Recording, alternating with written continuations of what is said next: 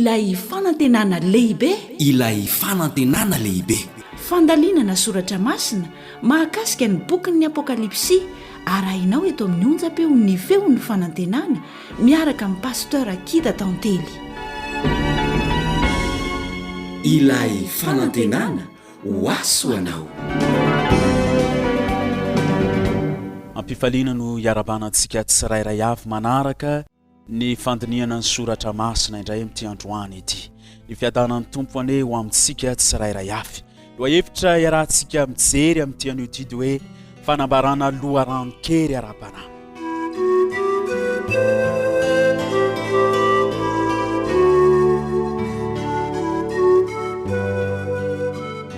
Tiako ny sarika ny sainao iverina any amin'ny nosy anankiray antsoina hoe nosy Patmo.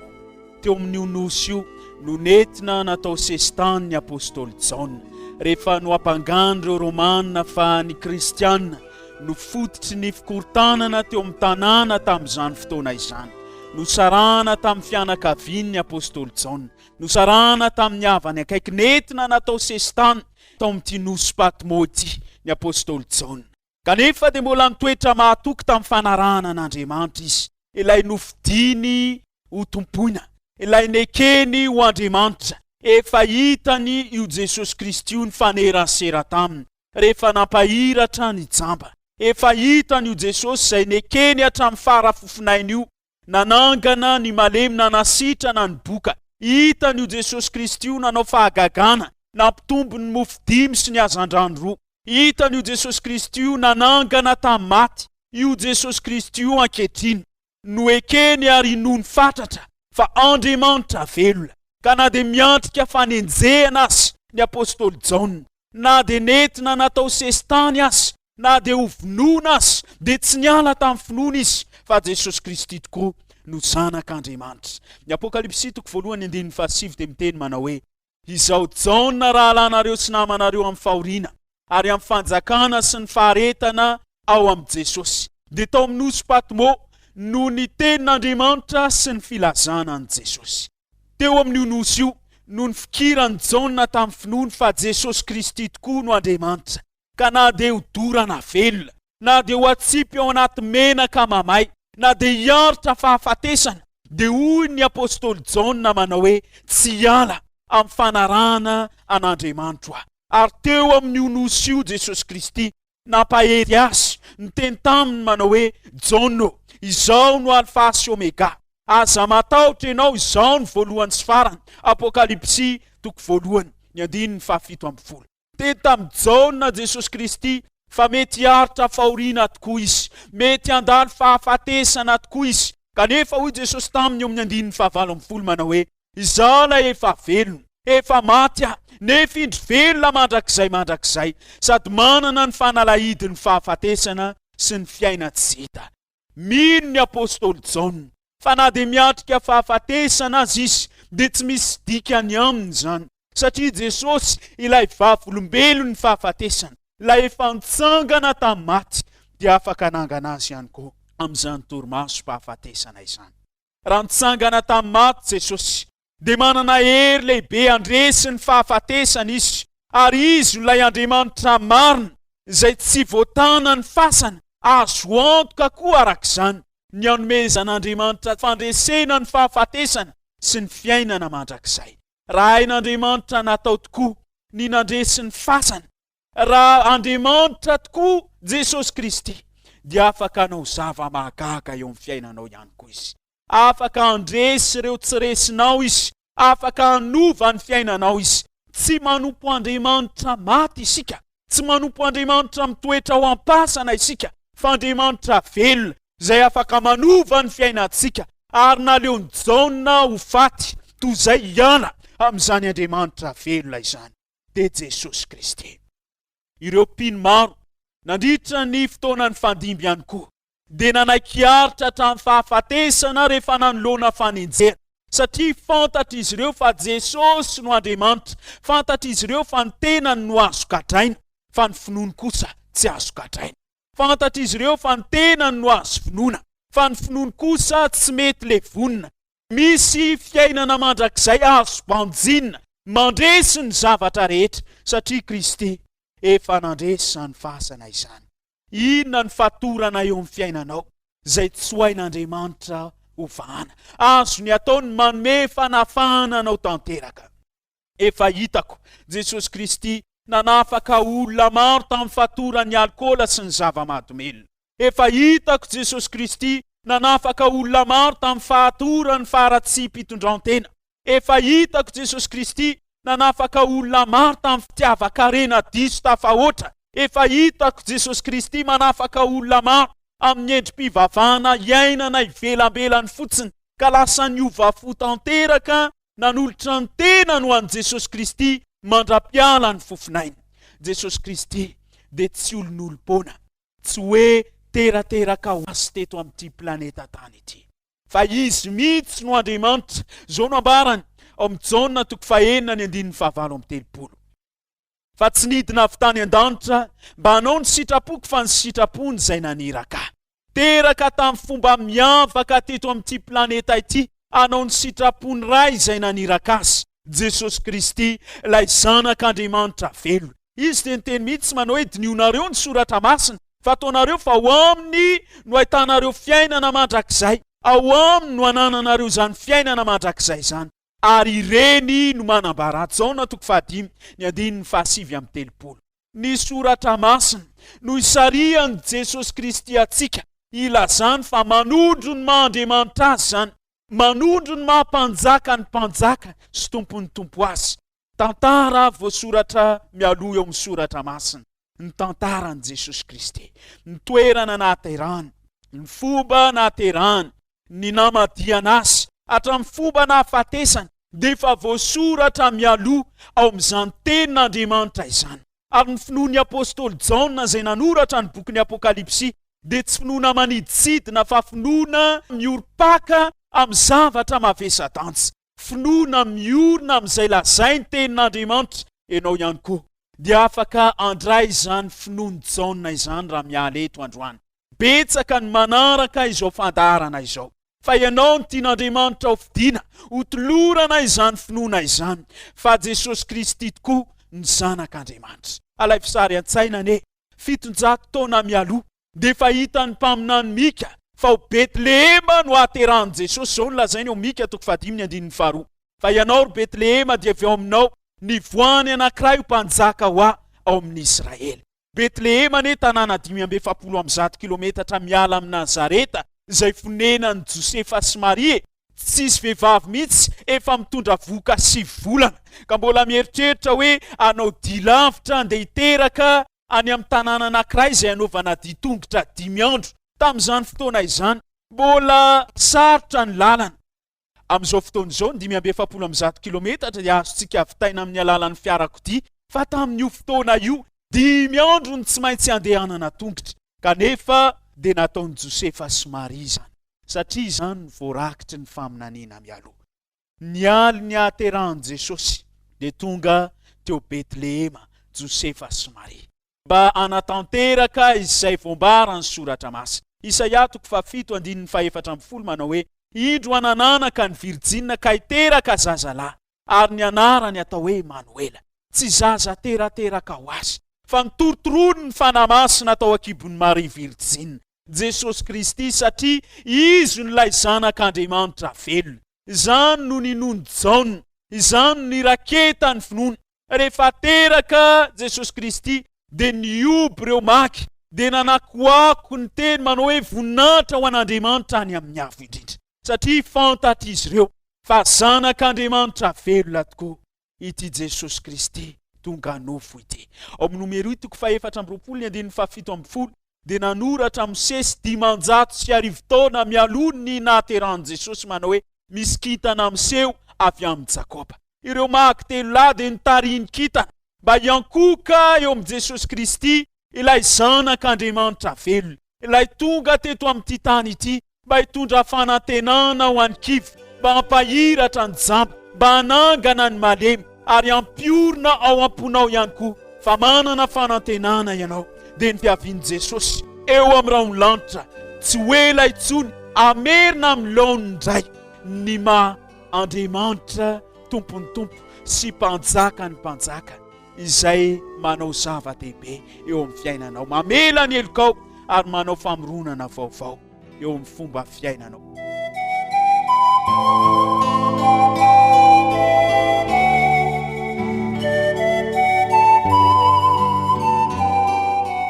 Nandeha arak'izay nanoratany soratra masina azy ny fiainan'i Jesosy Kristy teto amin'ity tany ity, satria tsy olombelona fe olombelona fotsiny izy, fa izy mihitsy no zanak'Andriamanitra velona.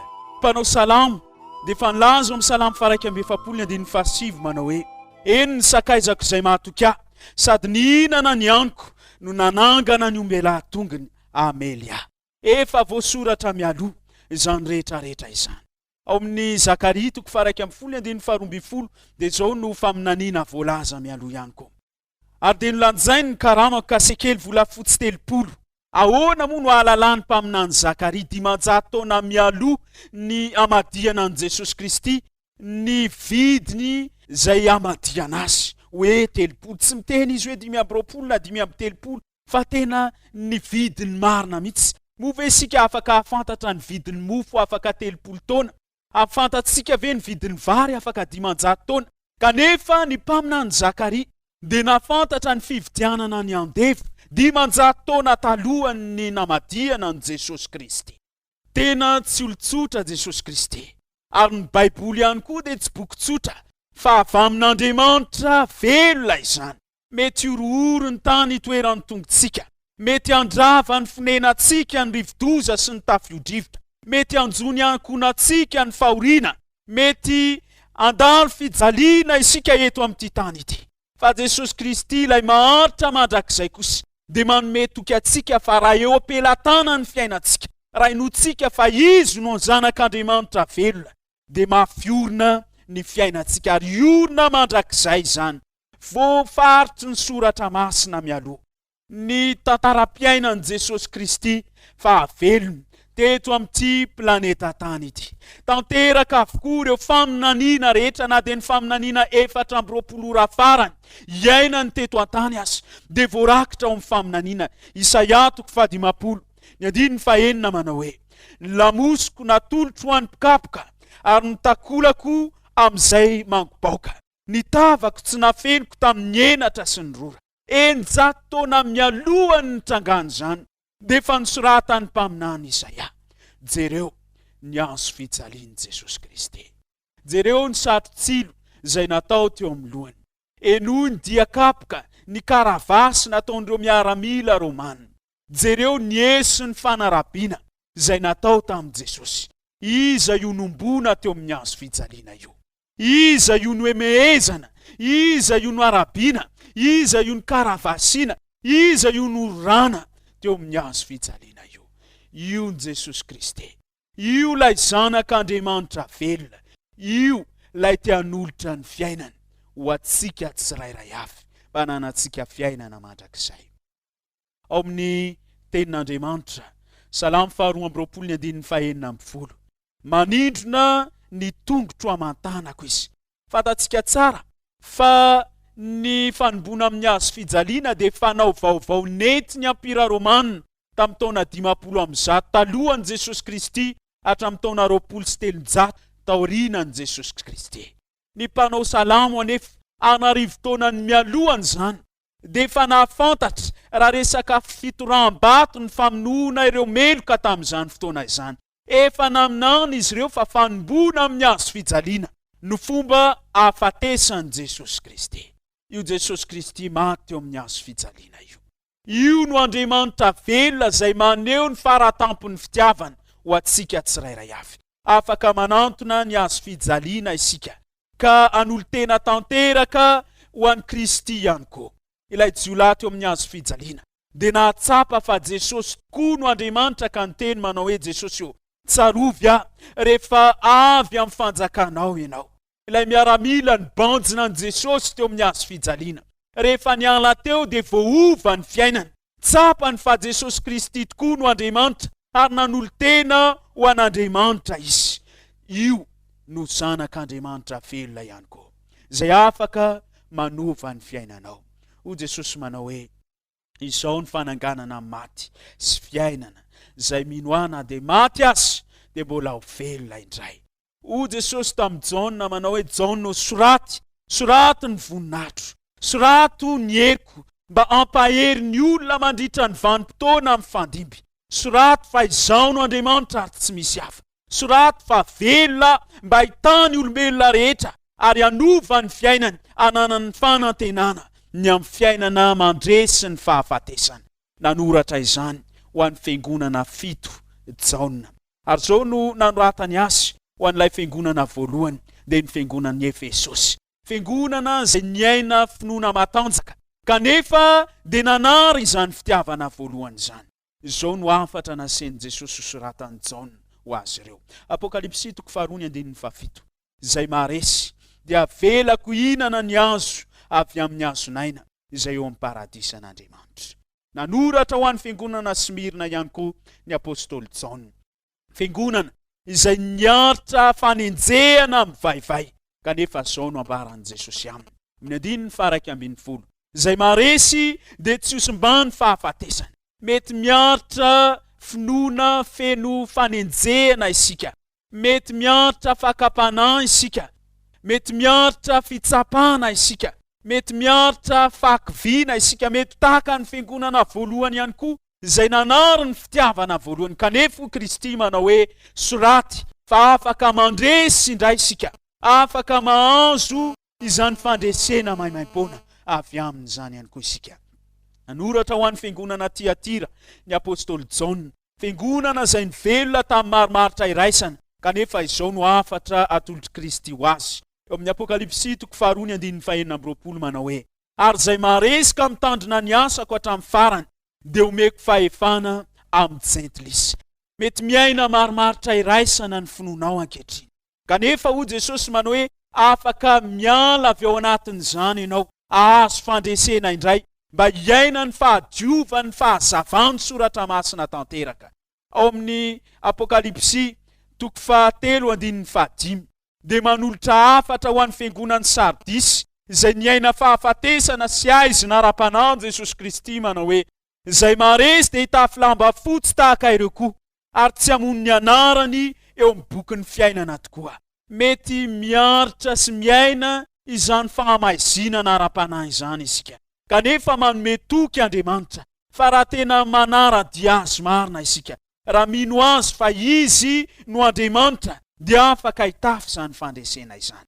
Nanoratra afatra ho an'ny fiangonan'ny Filadelfia Jesosy Kristy, fiangonana izay nandalo fizahan-toetra mahamay, fitsapana mahakivy, fahoriana mahaketraka, kanefa izao ny tokony meno an'izany fiangonana izany. Ao amin'ny Apokalypsy 7:12 manao hoe izay maresy no ataoko andro eo amin'ny tempolin'Andriamanitra ary tsy ala eo intsony izy. Ary hosoratako eo amin'ny anaran'ny tanànan'Andriamanitra dia Jerosalema vaovao ary ilay anarako vaovao ny anarany. Tian'Andriamanitra omena antsika ihany koa izany fandresena izany. Tiana omena antsika ny hareny voninany, ilay mandresy ny fahafatesana. Tiany mba ho fandresentsika ihany koa ny fandresena.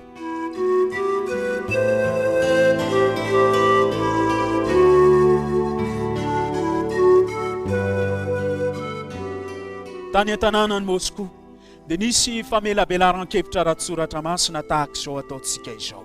Nandritra n'izany fotoana izany dia nisy renim-pianakaviana tsotsotra mahantra anankiray nanasa ilay mpandahateny mba hisakafo any aminy. Neken'ilay mpandahateny izany, rehefa tonga ny fotoana dia gaga ilay mpandahateny satria nisahirana tokoa ity renim-pianakaviana ity nikarakara sakafo ho azy ireo. Nanomboka te-hiresaka ilay mpandahateny ary nametraka fanontaniana tamin'ity renim-pianakaviana ity izy manao hoe mba azonao tantaraina ve ny zavatra mafy indrindra ny ainanao nandritra ny vanim-potoan'ny communisme. Tamin'izay fotoana izay gaga ilay mpitoriteny satria tonga dia nitomany ilay renim-pianakaviana, nigogogogo tanteraka izy. Taitra ilay mpandahateny hoe tsy tokony nametraka iny fanontaniana iny angamba. Rehefa ela ny ela dia nanomboka nahateny na sokabava ihany ity renim-pianakaviana ity ary niteny tamin'ilay mpandahateny manao hoe pastero, tamin'ny andro ny communisme dia nampianatra ny zanako ny soratra masina mandrakariva. Nampianariko ity sy atoky an'Andriamanitra izy ireo. Kanefa norarany lalàna teto amin'ny firenenay izany.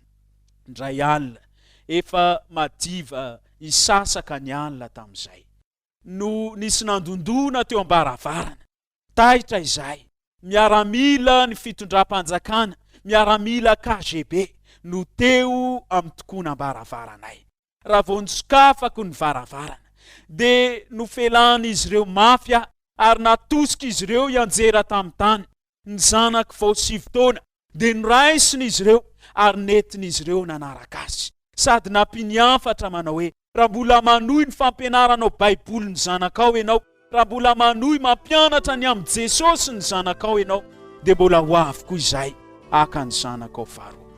Nandritra ny vanim-potoana io hoy ity renim-pianakaviana ity Mantsilay mpitandrina, dia tsy hitako tsony io zanako io, tsy haiko na manty na velona, 17 taona lasa zay pasteur, tsy fantatro tsony hoe aiza io zanako io. Gaga ity pasteur ity ary ontsa dia ontsa. Mbola nanohy ny fanontaniana tamin'ilay renim-pianakaviana manao hoe nahoana no mbola tohizanao ny fampianarana ny Jesosy ny zanakao. Io ilay renim-pianakaviana, satria fantatro fa velona Jesosy Kristy, fantatro fa izy no Andriamanitra, ary fantatro fa mbola ho avy ny andro izay amerena ny amiko indray. Io zaza ny sarana tamiko teo amin'ny 7 taonany ary tsy hitako nandritra ny 17 taona io. Ho avy ny andro amerena n'ilay Andriamanitra velona, Jesosy Kristy ilay tompony tompo sy mpanjaka ny mpanjaka. Io zanako io eo ampelantanako indray, satria nisokafako an' Jesosy ny foko ary vonina ho azy mandra-piala ny fofinaiko.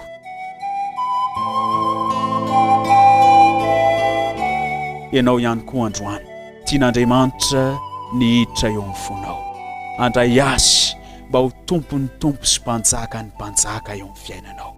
Izy n'ilay Andriamanitra velona. Sokafy ny fonao fa hanao zava-mahagaga eo amin'ny fiainanao, hanova ny fitondran-tenanao, hitahy ianao izy ary haneho ny fahatsarany eo amin'ny fiainanao. Atoloro an' Jesosy ny fiainanao, fa sasa miandry ny fanoloran-tenanao izy. Hitahy ianao Andriamanitra ary hanolotra ny fiainanao azy ianao.